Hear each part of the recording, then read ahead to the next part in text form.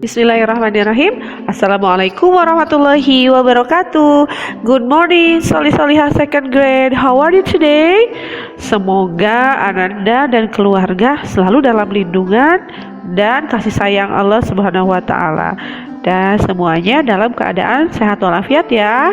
Alhamdulillah, hari ini Allah berikan kita kesempatan untuk kembali belajar bersama di mata pelajaran PABP, Pendidikan Agama Islam dan Budi Pekerti.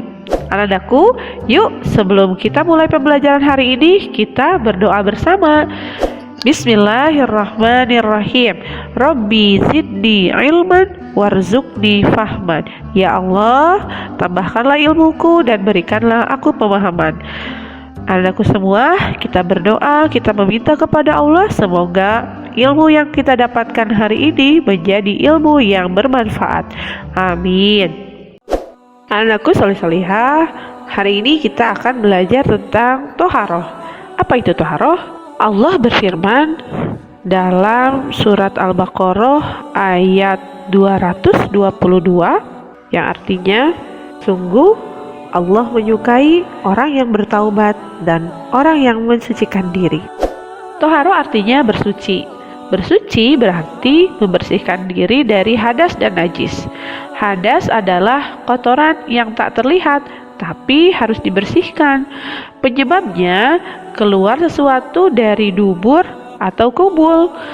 Bisa juga karena menyentuh lawan jenis yang bukan muhrim atau tidur nyenyak dalam keadaan yang tidak tetap atau tidak diam.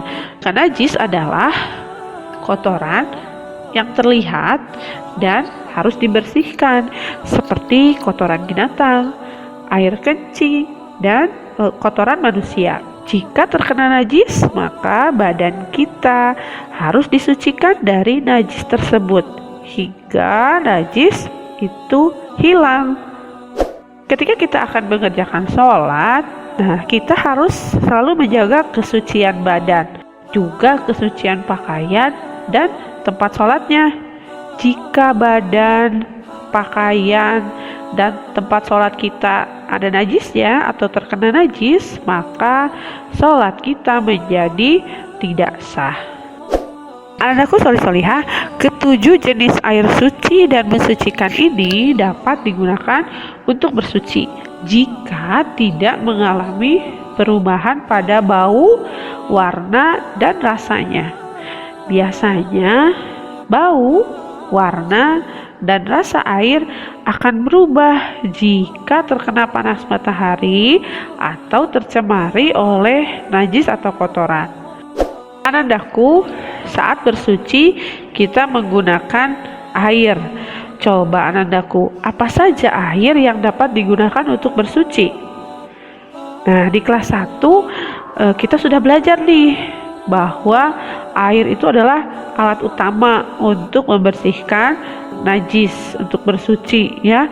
Nah, selain air juga ada benda-benda yang lain. Nah, air yang dapat digunakan untuk membersihkan diri dari najis yaitu harus yang suci dan mensucikan. Apa saja itu? 1. Air hujan. 2. Air sumur. 3. Air laut. 4. Air sungai. 5. Air telaga. 6. Air embun. 7. Air salju yang sudah mencair. Nah, Anandaku yang solihah, apa yang harus Ananda lakukan jika air suci dan mensucikan ini termasuki oleh najis atau terkena najis? Apakah air ini masih bisa dipakai untuk bersuci? Kita perhatikan penjelasan berikut ya. Kata Rasulullah, kita harus memperhatikan berapa banyak jumlah air tersebut. Nah, jumlah air dibagi ke dalam 2 kelompok. Ada air sedikit yang air yang jumlahnya kurang dari 2 kula atau 270 liter. Dan satu lagi kelompok air banyak. Air banyak adalah air yang jumlahnya 2 kula atau lebih dari 270 liter. Jika air sedikit terkena najis, maka air tersebut tidak lagi bisa digunakan untuk bersuci karena warna, bau, dan rasanya pasti sudah berubah oleh najis tersebut. Sebaliknya, jika air banyak yang terkena najis, maka air tersebut masih bisa digunakan untuk bersuci karena tidak merubah warna, bau, dan rasa airnya. Jadi mulai sekarang Anda harus teliti ketika akan bersuci. Harus benar-benar memperhatikan kebersihan air. Harus dipastikan air tersebut tidak dicemari oleh najis, ya. Nah, soleh-solihah, kebersihan adalah sebagian dari iman. Sebagai seorang muslim, kita harus senantiasa menjaga kebersihan dan kesucian dalam keseharian kita. Contohnya seperti saat kita ke kamar mandi untuk buang air kecil atau buang air besar. Nah, ini juga adalah bagian dari toharoh. Ya, anak-anakku sudah tahu bagaimana caranya yang benar saat kita akan istinja dari buang air besar atau buang air kecil. Yuk kita simak penjelasan berikut ini. Pertama, saat Anda masuk kamar mandi, pastikan Anda membaca doa masuk kamar mandi agar Allah melindungi kita dari gangguan jin. Dan dengan izin Allah, jin dibutakan seketika dan tidak bisa melihat aurat kita. Setelah membaca doa, langkahkan kaki kiri terlebih dahulu. Lalu tutup pintu kamar mandi. Biasakan saat kita ingin buang air besar atau buang air kecil harus di kloset dengan posisi jongkok agar najis dari air pipis, ya, agar najisnya itu tidak tercecer kemana-mana. Nah, setelah kita BAB atau buang air besar atau buang air kecil, lakukan istinja. Istinja itu cebok, ya, dengan tangan kiri. Kemudian siram klosetnya sampai bersih, tidak ada sisa. Dan setelah kita menyiramnya, simpan kembali gayung di tempatnya. Jangan disimpan di lantai, nanti kena najis. Nah, kemudian setelah selesai, pastikan Anda mencuci tangan dengan sabun, ya. Dan gunakan 6 langkah mencuci tangan. Saat Anda keluar kamar mandi, ucapkan Alhamdulillah dan baca doa keluar kamar mandi. Lalu langkahkan kaki kanan terlebih dahulu. Nah, sekarang sudah tahu kan caranya istinja? Gampang sekali, ya. Silahkan dipraktekkan setiap Anda mau buang air besar atau buang air kecil, ya. Dan solih-solihah, selain istinja, yang termasuk kepada toharoh juga yaitu berwudu. Kita melakukan wudu setiap hari, 5 kali sehari. Wudu merupakan salah satu bagian dari bersuci. Wudu berguna untuk menghilangkan hadas kecil. Berwudu harus menggunakan air yang bersih dan suci. Orang yang akan mengerjakan sholat harus berwudu terlebih dahulu. Jika tidak berwudu, maka sholatnya tidak sah. Wudu kita bisa batal jika kita mengalami hal-hal sebagai berikut. 1. Keluarnya sesuatu dari lubang kubul dan dubur, baik berupa buang air kecil, buang air besar, ataupun buang angin. Yang kedua, hilang kesadaran seperti pingsan, mabuk, gila, atau tidur nyenyak. Nah, itu juga membatalkan wudhu. Kemudian yang ketiga, bersentuhan kulit antara laki-laki dan perempuan yang bukan muhrimnya.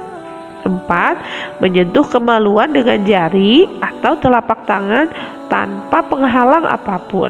Itu hal-hal yang membatalkan wudhu. Nah, solih-solihah, alangkah baiknya jika kita selalu membiasakan diri dalam keadaan memiliki wudhu, tidak hanya ketika akan sholat saja, tapi ketika akan bepergian. Bahkan Rasulullah mencontohkan ketika akan tidur malam, ya, selain sikat gigi kita juga harus dalam keadaan berwudu, ya. Tidur dalam keadaan berwudu akan membuat tidur kita lebih tenang, bahkan bernilai ibadah. Masya Allah ya. Solihah, tahukah Ananda apa keutamaan berwudu? Ya, seorang muslim yang senantiasa menjaga wudunya, Allah akan berikan keistimewaan untuknya. Apa saja? 1. Terhapus dosanya. Ya, wudu itu menghapuskan dosa. Kemudian yang kedua, meninggikan derajat orang yang berwudu. Yang ketiga, mendatangkan cahaya di hari kiamat. Seperti yang diriwayatkan oleh Bukhari dan Muslim dari Abu Hurairah radhiyallahu anhu, ia berkata, "Aku pernah mendengar Rasulullah Shallallahu alaihi wasallam bersabda, sesungguhnya umatku akan dihadirkan pada hari kiamat dengan wajah, tangan, dan kaki yang bercahaya karena bekas wudhu mereka.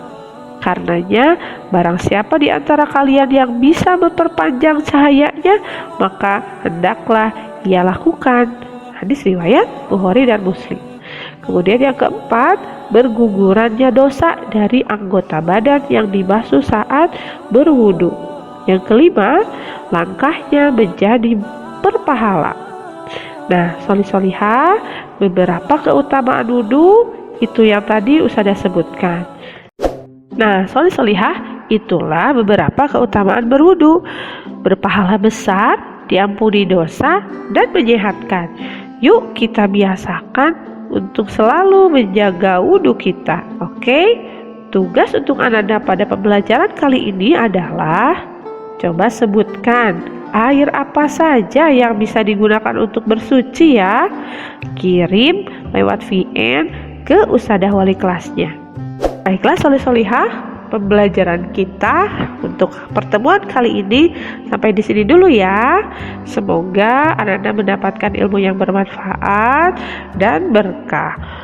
Ustazah cukupkan dengan istighfar dan doa kifaratul majlis. Astagfirullahaladzim, astagfirullahaladzim, astagfirullahaladzim. Subhanaka Allahumma wa bihamdika asyhadu an la ilaha illa anta astaghfiruka wa atubu ilaik. Terima kasih untuk perhatiannya. Assalamualaikum warahmatullahi wabarakatuh.